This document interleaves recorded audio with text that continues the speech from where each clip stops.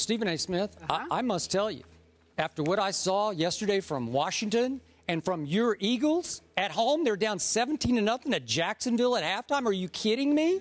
Are you kidding me? I love my pick even more than I loved it last Thursday. Bye. Put the paper down and listen, because I have to sit and listen to you go on and on and on. Okay, obviously, as far as my upset pick yesterday went, it went up in smoke on the third play of the game when our friend DeMarco Murray coughed it up, and not only coughed it up, but they picked it up and ran it all the way back. When that happens, as I often talk about on this show, tumultuous touchdown turnovers where it goes the other way, you're probably not going to win that game. Yeah. And then my man Tony Romo followed suit with not one or two, but 3 interceptions in the first quarter and a half. Now, I got to tell you, all objectivity. Okay. Some people were calling it rust. I thought he played pretty well in the preseason games that I watched, and I watched all of them. I'm starting to worry that his back is still bothering him, because one thing Tony is not, he is not inaccurate, and yesterday he was often inaccurate. That could be back issues. His arm strength at times on the deep ball didn't look quite what it used to be. I remind you, Tony Romo last year threw 31 touchdowns to only 10 interceptions. And in the first quarter and a half, he threw 3 interceptions, and one virtually got run back for another touchdown, went to the 2-yard line. So the offense that I was banking on yesterday, hanging my hat on yesterday, handed them 14 points. Well, you're probably going to lose the game. Now, for the metallic silver lining of the game yesterday, I must tell you, and I don't hear anybody talking about this, the defense that was supposed to be historically bad, I thought it was far, far better than I thought it was going to be. The defense allowed only 14 total points, only 319 total yards. The defense shut out the 49ers, the vaunted 49ers, even though we've had issues with their offense.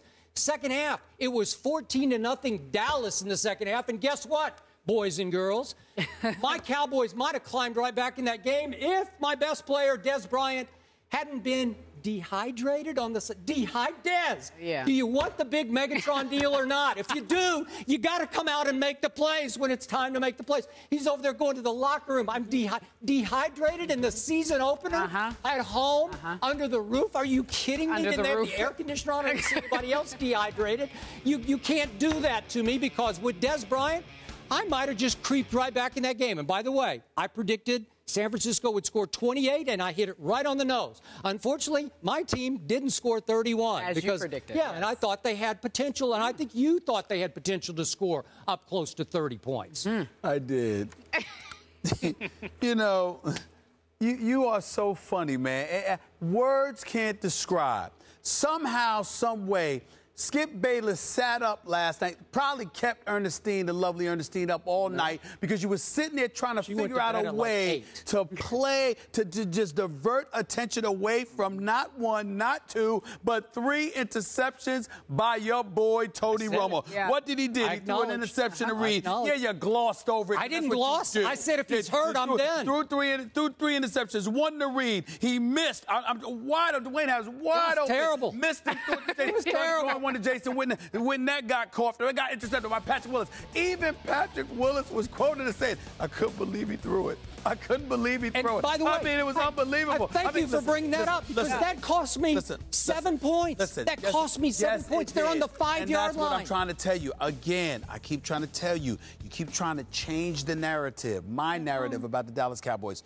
They are talented. They do have gifted individuals on their squad, but they are an accident waiting to happen. No matter what is going on with them that is good, just sit around, be patient, and they will not. You didn't have to be patient. Yeah, the third play of the game. But wait a minute. You're talking about the third play of the game. You know why I wasn't fazed by that? Because Dallas has a prolific offense, and they can make up for that. The fact is that DeMarco Murray, for his fumble, still had 22 carries, still had 180 yards. Good. Still averaged more than 5.4 yards a carry. I agree. And oh, by the way, don't sit there and interrupt me with your little. I don't need that right now. I'm applauding everything you're saying. I need you to listen. Don't try to gloss over the point. You're preaching to my choir. No.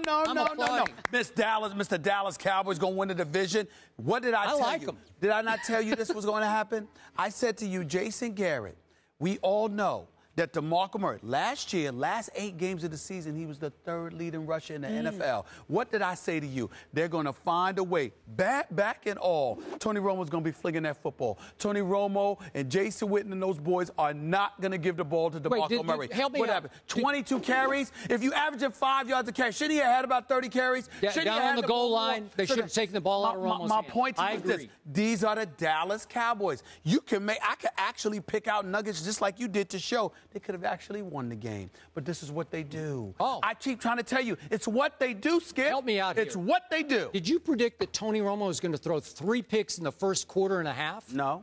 Thank you. I never predict those things. Okay. What I predict is that somehow, some way, just lay back. He won't let you down. Okay. Right when you think they've arrived, they will mess it up. This is who they are. And this is why I'm warning you right now. I'm warning you right here on national television. I am warning Skip Bayless. It's going to come a time. I don't know whether it's going to be November or December, but you're going to come here, you're going to start off this show, and you're going to say, Stephen A. Smith, I concede. I am done with the Cowboys. I've had it. That's what you're going to say. You can book it.